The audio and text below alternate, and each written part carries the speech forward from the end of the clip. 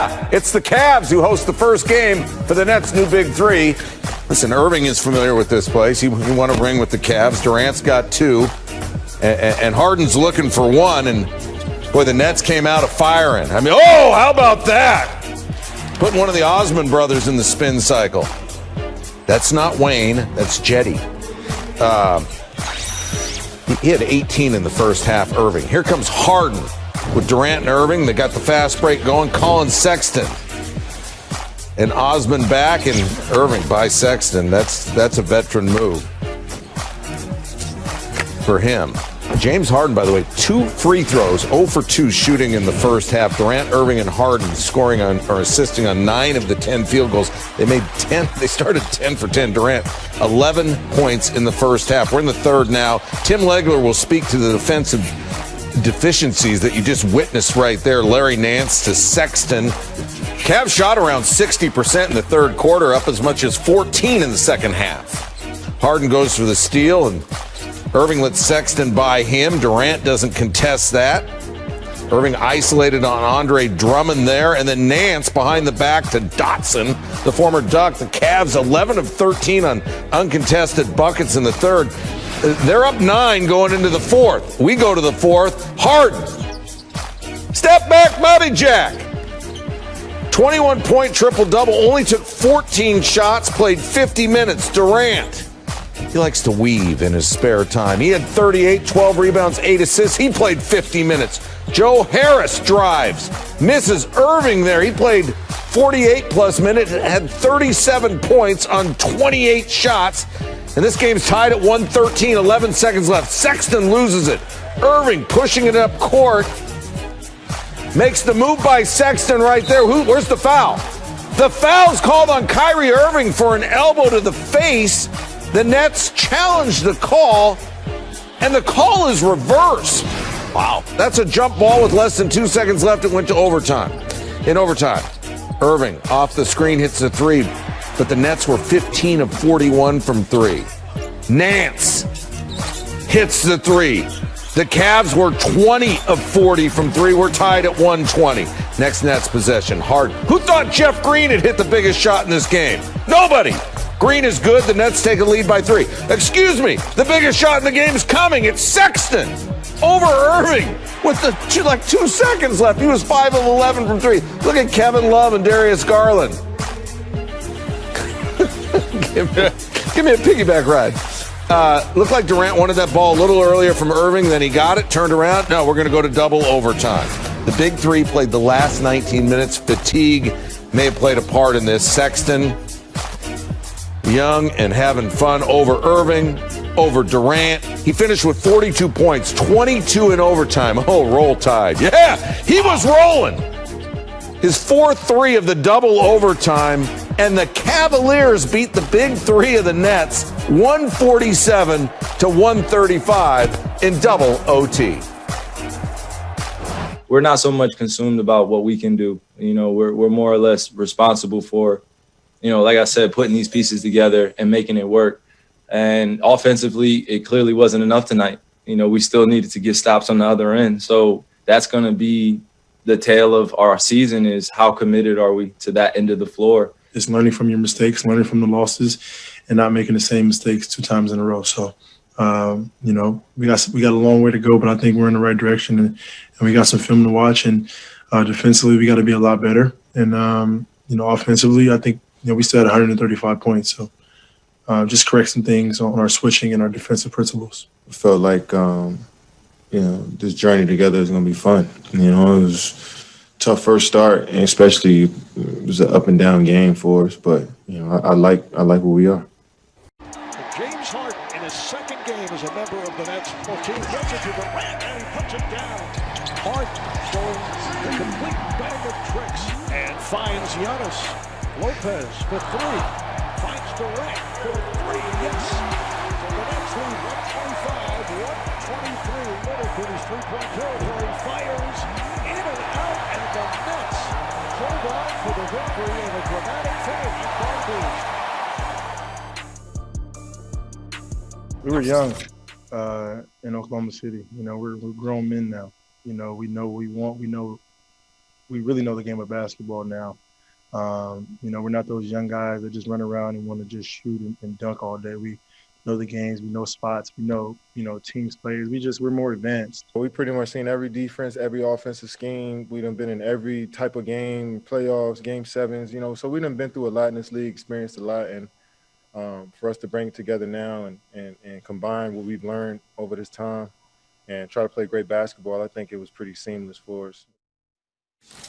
No question. Reunited, and it feels so good. KD and Harden and the tray of us. Stephen A. Smith, Max Kellerman, I'm Molly Karen Rose. Welcome into First Take. Thank you for spending your part of the day with us. Good to see y'all. Guys. I mean, together. I would hug you, but I can't. All right. We need to talk about this, though. Sure. Unreal. Harden and KD taking care of business. No Kyrie. Kyrie missing his 7th game due to personal reasons. Steve Nash said he is available to play on Wednesday. Stephen A., do you think these two are a championship duo, even if they don't have Kyrie, if they're not going to be a big three in the end? I said it yesterday. I'll say it again today. Brooklyn Nets going to the finals. They're going to the finals. I'm no apology.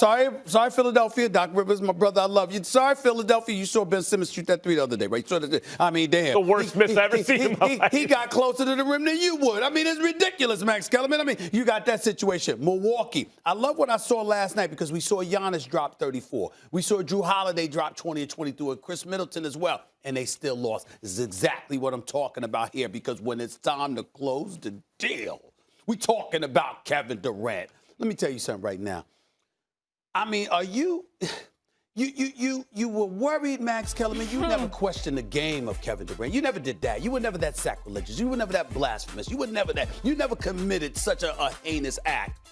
But you did bring in the question. You did act like you were the modern day orthopedic surgeon or something like that. I mean, you did act like one of those dudes. I mean, I've never seen anybody come back from this injury. I mean, you see that, Molly? Yeah. You see that? It's Achilles tear. I mean, nobody's ever done it. And I said to you, Max, it ain't Dominique Wilkins, man, even though he came back from it pretty nicely at one point. We threw out WNBA players for you that came back.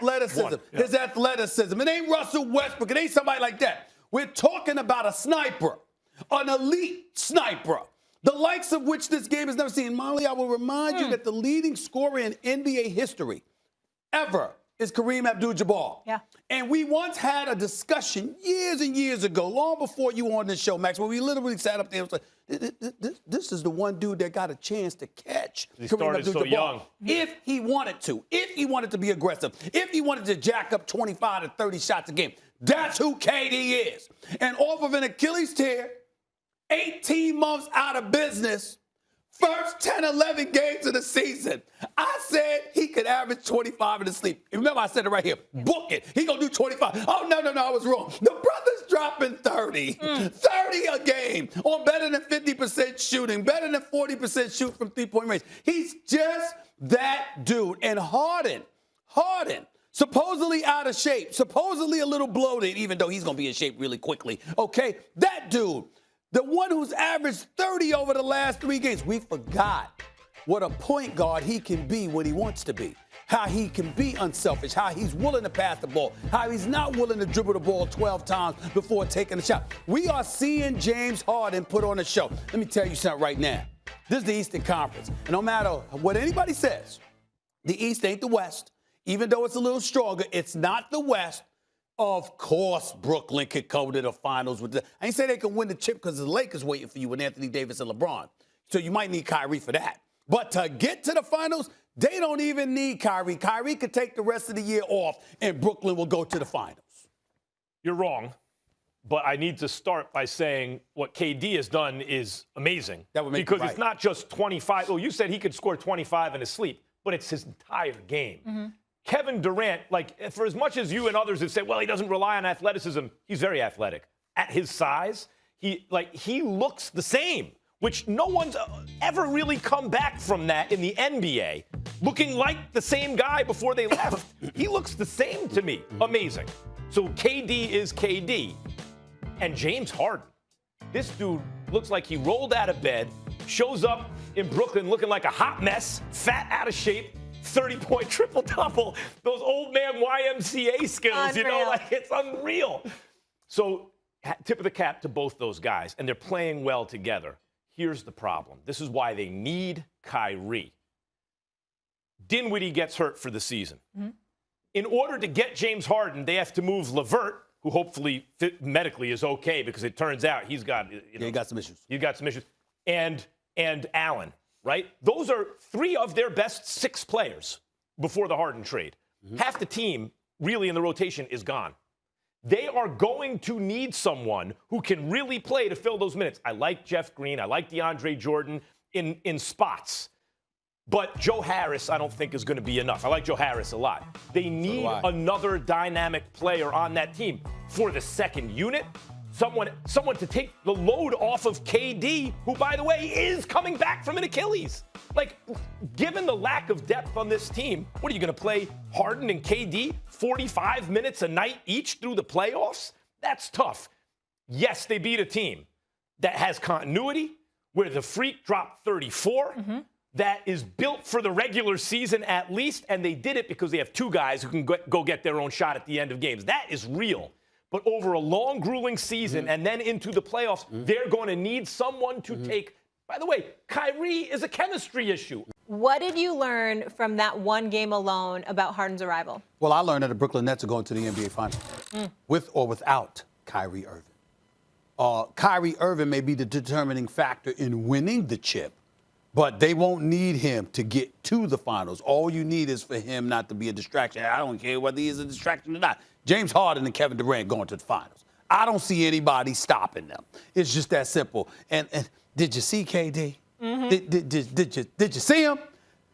I recall sitting on this set with a guy by the name of Max Kellerman, Maximilian, I don't know, Maximus, whatever, Maximus, whatever the hell his name is. Okay, I recall sitting and I said, yo, I understand the stuff about the Achilles, but this is not a dude whose game is predicated on his athleticism. He's a sniper who's 6'11", with a 7'6" wingspan and ball handling skills. There's nothing you can do to him in his sleep. He will average 25. Well, guess what? I was wrong. He's averaging 30. Okay, I was wrong. He's averaging 30, okay? On 54% shooting and 48% from three-point range in his first 10 games back from an Achilles tear after an 18-month layoff. He's averaging 30. Yeah. He ain't even get warmed up yet. He looks okay to me. He ain't even get warmed up yet, okay? And so now you got Harden in there. Yeah. And Harden, with his ability to pass the ball, we're questioning his, he dribbles the ball, whatever. Harden will pass. Harden will accumulate assists. And we know what he can do point-wise, particularly one-on-one. Lord have mercy. Brooklyn going to the finals. Brooklyn is going to the finals. That's all I do. That's what I learned. Well, first of all, KD, actually, one of the remarkable things about him so far is his athletic ability, his athleticism, as it were, doesn't look affected at all. He looks like the same guy. He's had an amazing recovery. Let me say this. They still have a fighting chance to get to the finals with Harden and without Kyrie. But I can't say, they're definitely going to the finals without Kyrie. And this is why, Stephen A. The Harden move accomplished a couple things. It was a muscular move, right? It did more than one thing at one time. It was a hedge against Kyrie imploding or not being available because you brought in a superstar that gives you a premium at the highest level, even above Kyrie or almost everyone in the NBA, to pair with a guy even better than him in KD. And that could make up for a lack of depth, which didn't used to be the problem when the season started. First, the Dinwiddie injury. Then they trade LeVert and Allen, and then LeVert has some scary medical news, some kind of a growth on his kidney. You hope he's okay. But there are 3 guys of their 6 best players who aren't there. Look, that's 3 out of a nice starting 5. LeVert and Dinwiddie, kind of quasi all-star level, and Allen, who's very good. They're all gone. So to make up for that, they got, counterintuitively, instead of looking for more depth to fill it in, they said, no, we're going to go high end to make up for it. They bring in Harden. What Harden showed with KD is, he can play with KD easy, and they're going to be really good. But that's 2 guys they have now. They don't have any of their other best players, including maybe Kyrie. So because of how thinned out the team is, in order to bring on Harden, partly as a hedge against Kyrie's absence, you actually really do need 2 things. For Kyrie to be there for those guys, so it's 3 stars, and for Kyrie not to gum up the works, not to throw a monkey wrench into everything, because Harden and KD seem to know how to play together. Oh, Max Kellerman, why don't you just tell the truth to the American people? You holding on to Milwaukee, bro? I mean, you wrong 2 years in a row. You said that you went from Giannis being the best player in the world to number 5 over a weekend. And then this in the bubble, you picked them to beat Miami. You were wrong about those two things. Is that what this is about, Max? You holding on hope because they got Drew Holiday and they still kept Middleton and they got Giannis, the Greek freak. Are you still holding on to Milwaukee coming out of the East? Is that what this is all about? You going for the 3 strikes and you're out? I'd rather. Considering how much you love baseball? I would much rather Brooklyn come out of the East. A New York team that's not the Knicks playing for a championship against the Lakers probably would be amazing. I'm not holding on to Milwaukee. I'm just saying it's going to take more than 2 guys. Yeah, 2 guys. Defensively, offensively.